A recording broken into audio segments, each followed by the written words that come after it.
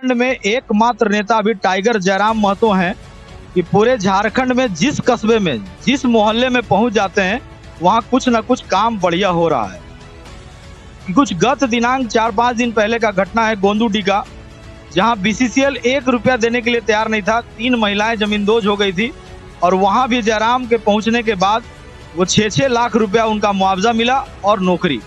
तो आप समझ सकते हैं कि पूरे झारखंड में एकमात्र जो है टाइगर के नाम से टाइगर जयराम महतो रैयत का नेता दिखाई दे रहे हैं। पूरे झारखंड में रैयत के लिए दूसरा कोई नेता नहीं है। मजदूर के लिए हो सकता है, लेकिन रैयत के लिए एकमात्र नेता जयराम महतो है। और अगर जयराम महतो जी, अगर हमारी न्यूज आप तक पहुंच रही है तो हम भी अपेक्षा करेंगे, यहाँ पब्लिक की भी इच्छा यही है और यहाँ ग्रामीण की भी इच्छा यही है कि एक बार आप जरूर बेड़ा कोलेरी आए और कार्तिक महतो को न्याय दिलाने में आप सहयोग करें। कि हमारा व्यवस्था नहीं है तो हम ये पेपर के माध्यम से जयराम महतो तक हम पेपर के माध्यम से दूसरे से पहुंचा चुके हैं कि मेरा साथ आइए, मेरा इंसाफ करिए और नहीं इसमें कम से कम मेरा सहयोग कीजिए ताकि मुझे इंसाफ मिले।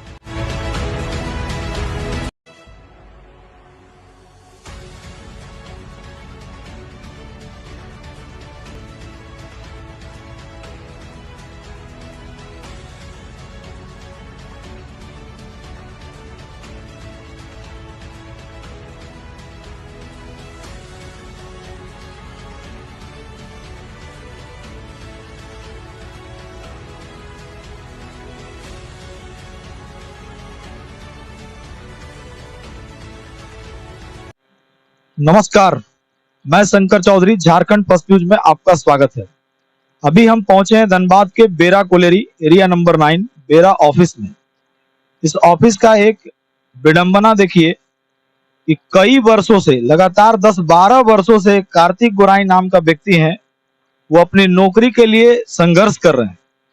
अब कहिएगा कैसे कर रहे हैं, तो हम आपको बताते हैं। सबसे पहले इनकी जो शुरुआत हुई घटना का, ये व्यक्ति अपने जमीन के बदले नौकरी मांगने के लिए गए तो ये कहा गया कि आपकी जमीन का रसीद नहीं कट रहा है या आपका जमीन लोग लिया नहीं है।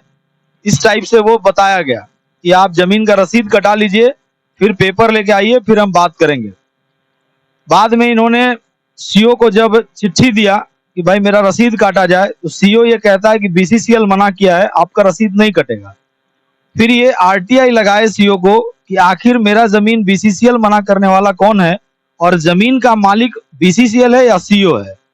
तो फिर सीओ उस व्यवस्था को देखते हुए, मैंने चिट्ठी को देखते हुए, उस सीओ ने एक चिट्ठी भेजा जीएम को कि आप ये बताइए कि आपने जो रसीद काटने के लिए मना किया है, वो आखिर रसीद हम क्यों नहीं काटे, आपके पास क्या मैंने इसके सबूत है और ये आप इनकी जमीन लिए हैं, ऐसा क्या आपके पास है।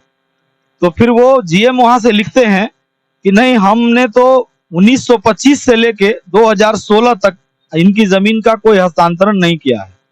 तब जाके ये पता चलता है कि कार्तिक गोराई का जमीन है और फिर सीओ रसीद काटता है और जब रसीद काट देता है, अपडेट होता है और वो रसीद लेके जब फिर ये आते हैं बेड़ा कार्यालय में, उस समय जो वर्तमान एजेंट होते हैं वो फिर इनको टाल मटोल करते हैं और कई बार चिट्ठी पत्री होने के बाद एसडीओ के द्वारा एक सरकारी नापी का बातचीत होता है और फिर वो अमीन डिप्यूट होता है। बाद में ये नापी भी हुआ और उस समय भी हम लोग देखे कि बारूद मैगजीन जाने का जो रास्ता था वो इनके जमीन में है, सीआईएसएफ कैंप जाने का जो रास्ता है वो इनके जमीन में है।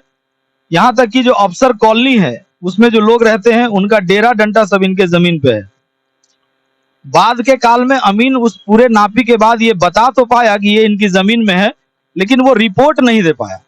क्योंकि रिपोर्ट नहीं दे पाया इसलिए कि वो बेचारा खुल के तो नहीं बोला, लेकिन वो ये बोला कि अगर हम ये रिपोर्ट दे देंगे तो एरिया 9 बंद हो जाएगा। तो इस स्थिति में समझ लीजिए कि यहाँ के जो माने नेता कहिए या उनको जो भी कह लीजिए, हम तो ऐसे बुरे शब्द का प्रयोग नहीं कर सकते हैं, नेता ही कहेंगे, यूनियन नेता कहिए या पॉलिटिकल नेता कहिए, और जो अफसर हैं, ऐसे सभी लोगों का मिली भगत के कारण यहाँ की जो रैयतों का मामला है वो आज से नहीं कई वर्षों से फंसा हुआ है। और ये रैयत बेचारे ऐसे रैयत हैं जो भरोसा करते हैं यूनियन के नेता पे, जबकि मजदूर का नेता कभी रैयत का नेता हो ही नहीं सकता। जहां तक ये कल्पना करिए कि जो मजदूर को कोलियरी चलाना है और जो नेता को लेके चलाना है, वो रैयत को कैसे नेता हो सकता है रैयत का, क्योंकि रैयत का जैसे ही वो नेता होगा वैसे ही वो कोलेरी बंद हो जाएगा। और अगर वो मजदूर का नेता होगा तो जीवन में रैयत का भला नहीं कर सकता। तो ये समझने का चीज है कि जहां भी कहीं जाइए, सभी क्षेत्र में एक ही घटना हो रहा है, सारे रैयत परेशान है और सब जगह एक ही मात्र घटना हो रहा है। और उनके द्वारा ये कहा जाता है कि बीसीसीएल ने मना किया है रसीद नहीं काटने के लिए। तो भाई जमीन का मालिक कौन है, आज तक यही नहीं समझ पा रहे हैं कि जमीन का मालिक सीओ है कि जमीन का मालिक बीसीसीएल है। और अगर बीसीसीएल मालिक है तो वो अपना पेपर क्यों नहीं देता है कि भाई इस जमीन का रसीद मत काटिए क्योंकि ये मेरे पास पेपर है। और बिना कोई पेपर दिए और पूरा गांव मेरा है, ये कैसे हो सकता है? ये तो एक भारत में कानून है वक्फ बोर्ड का। आपने सुना होगा कि वक्फ बोर्ड के लोग जहां बोल देते हैं कि अभी ये मैदान बोल देंगे कि ये मेरा है, तो कल से वो मैदान उनका हो जाएगा और आपको साबित करने के लिए आपको कोर्ट जाना पड़ेगा, उनको जाने का जरूरत नहीं है।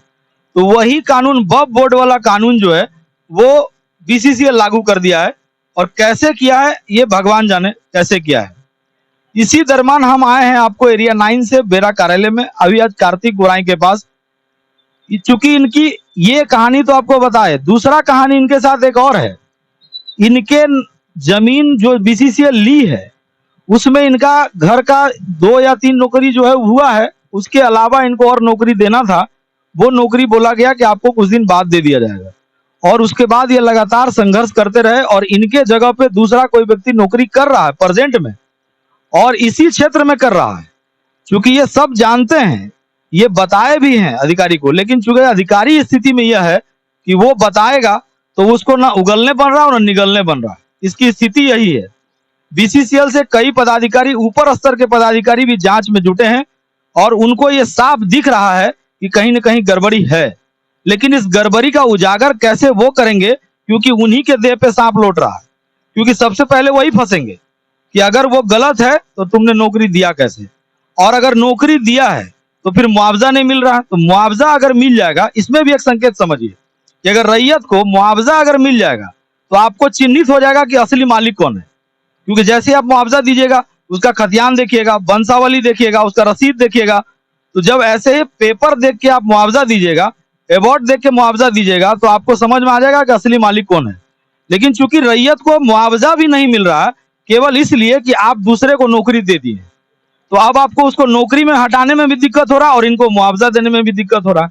तो हम उसी विषय से लेकर आज बात करेंगे। कार्तिक गोराई का इनका मरहम थोड़ा हम लोग और क्या कर सकते हैं, अपने स्तर से हम केवल दिखा सकते हैं, बाकी करना नहीं करना तो नेताओं का काम है और यहाँ के अधिकारियों का काम है। तो कार्तिक जी, हम आज आए हैं आपके पास। आप 10 दिन के धरना में आज शायद चौथा दिन में है, आप शायद चौथा दिन में है ना? तो चौथा दिन में है। आपसे अभी तक इस विषय को लेके कोई अधिकारी या कोई पॉलिटिकल नेता या कोई यूनियन नेता या कोई रैयत के नेता या कोई ग्रामीण, कोई मुखिया, कोई सरपंच, कोई समिति, कोई भी आपसे मिलने के लिए आया है क्या कि हम आपको न्याय दिला सकते हैं, आप ऐसा कीजिए, आप मेरे साथ आइए? जी नहीं, अभी तक कोई नेता यहाँ से नहीं आया और नहीं कोई अधिकारी आया। हमको खुद पर भरोसा है और इंसानियत पर के भरोसा है कि सबसे ऊपर मीडिया होता है। मीडिया इसको हाईलाइट करेगा, ऊपर पहुंचाएगा, सरकार तक पहुंचाएगा कि इसका साथ क्या हो रहा है, क्यों इसका साथ कोई नहीं जा रहा है, क्यों नहीं आ रहा है। सबसे बड़ी बात यह है कि आज हम ये निर्णय लिए हैं कि 20 तारीख 20/9 से 30/10 तक अगर मेरा फैसला नहीं होता है तो 1/10 से हम यह अनिश्चित काल धरना भूख हड़ताल में बैठेंगे परिवार के साथ। आप यहाँ धरना पे बैठे हैं, आप मजदूर आदमी हैं, रोज का हाजिरी कमाते हैं, आप यहाँ बैठे हैं, तो आपका घर परिवार कैसे चल रहा है? अभी तो मेरा घर परिवार, जैसे कि जब मैंने कभी आत्महत्या का एगो चिट्ठी दिया था जीएम को कि मेरे पास कोई साधन नहीं है, इसके सिवा मेरा 26 साल से हम संघर्ष कर रहे हैं और 26 साल से रोजी रोटी कमा कर खा रहे हैं, जी रहे हैं। अब मेरा चिट्ठी पर चिट्ठी करके आप मुझे ऐसा मत करिए, नहीं तो मेरा अब रास्ता नहीं है। तो मैंने जीएम को दिए थे, जीएम हमको आश्वासन दिया था कि 7 दिन आप रुक जाइए, 7 दिन में आपका फैसला करेंगे। 7 दिन के बाद जीएम फोन भी नहीं उठाता है और जब एरिया जाते हैं तो भाग जाता है, कोई काम से निकल जाता है तुरंत। और जब हमारा वहाँ देखता है, छवि आता है वीडियो कैमरा में, तो किसी तरह से बोलता है कि उसको बैठने बोलिए और फिर वो भाग जाता है। तो कितना बार हम उसका दरबार में जाएंगे। तो लास्ट में हम यही सोचे हैं कि सबसे गांधी जी ने बताया था कि धरना स्थल इसलिए बनाया गया है कि आपको इंसाफ मिलेगा धरना स्थल पे, इसलिए हमने यही निर्णय लिया कि मेरा पास ना कोई नेता है और ना कोई अभिनेता है, मेरा साथ कोई नहीं है, इसलिए मैं अकेले चलोरे में आए हैं। और ये एकला चलोरे में मैं पेपर से और क्या बोलते विधि व्यवस्था से और कानून का पक्ष से हम काम कर रहे हैं। और इसमें हम सारे पेपर दे चुके हैं, जितना पेपर मांगना था सारे पेपर दे चुके हैं 26 साल से, लेकिन अभी तक हमको उसका नियोजन नहीं दिया, ये नहीं दिया। और आरटीआई में गलत गलत चिट्ठी पर चिट्ठी का खेला कर रहा है। अब जो है मैंने ये निर्णय लिए हैं 20/9 से लेकर 30/9 तक 2 घंटा हर दिन धरना देंगे 2 घंटा के लिए। और 30 तारीख तक अगर नहीं सुना प्रबंधक ने तो 1/10 से अनिश्चित काल भूख हड़ताल में हम बैठेंगे, मर जाएंगे भूखे, ऐसे घर में भूखे मर रहे हैं, ऐसे हम अनिश्चित काल धरना में मर जाएंगे, ताकि ये एक मिसाल तो बनेगा। पूरे झारखंड में अभी एक नेता है जयराम महतो, जिन्हें टाइगर के नाम से संबोधित कर रहा लोग, और वो रैयत का स्पेशल नेता हैं। वो पूरे खतियान का लड़ाई लड़ रहे हैं, 1932 के लिए सीनियर सिटीजनशिप के लिए बात कर रहे हैं, नियोजन नीति का बात कर रहे हैं। तो आप जो रैयत हैं, कभी ऐसा चेष्टा किए हैं कि आपके साथ जयराम महतो की बातचीत हो और कभी आपके लिए वो जयराम महतो बेरा कोलेरी आए? नहीं, हम इसके लिए हम तो जा नहीं सकते उसके पास, काहे कि हमारा व्यवस्था नहीं है। तो हम ये पेपर के माध्यम से जयराम महतो तक हम पेपर के माध्यम से दूसरे से पहुंचा चुके हैं कि मेरा साथ आइए, मेरा इंसाफ करिए, और नहीं इसमें कम से कम मेरा सहयोग कीजिए ताकि मुझे इंसाफ मिले। परिचय बताइए। मेरा परिचय, मैं कार्तिक गौराई अमटल के रहने वाला हूँ। मेरा पिताजी का नाम स्वर्गीय लखन गौराई, ग्राम पोस्ट अमटल, जिला धनबाद। तो आप समझ सकते हैं पूरे झारखंड में एकमात्र नेता अभी टाइगर जयराम महतो हैं कि पूरे झारखंड में जिस कस्बे में, जिस मोहल्ले में पहुंच जाते हैं, वहां कुछ ना कुछ काम बढ़िया हो रहा है। कुछ गत दिनांक 4-5 दिन पहले का घटना है गोंदूडी का, जहां बीसीसीएल 1 रुपया देने के लिए तैयार नहीं था। 3 महिलाएं जमींदोज हो गई थी और वहां भी जयराम के पहुंचने के बाद वो 6-6 लाख रुपया उनका मुआवजा मिला और नौकरी। तो आप समझ सकते हैं कि पूरे झारखंड में एकमात्र जो है टाइगर के नाम से टाइगर जयराम महतो रैयत का नेता दिखाई दे रहे हैं। पूरे झारखंड में रैयत के लिए दूसरा कोई नेता नहीं है। मजदूर के लिए हो सकता है, लेकिन रैयत के लिए एकमात्र नेता जयराम महतो है। और अगर जयराम महतो जी, अगर हमारी न्यूज आप तक पहुंच रही है तो हम भी अपेक्षा करेंगे, यहाँ पब्लिक की भी इच्छा यही है और यहाँ ग्रामीण की भी इच्छा यही है कि एक बार आप जरूर बेरा कोलेरी आए और कार्तिक महतो को न्याय दिलाने में आप सहयोग करें। धन्यवाद।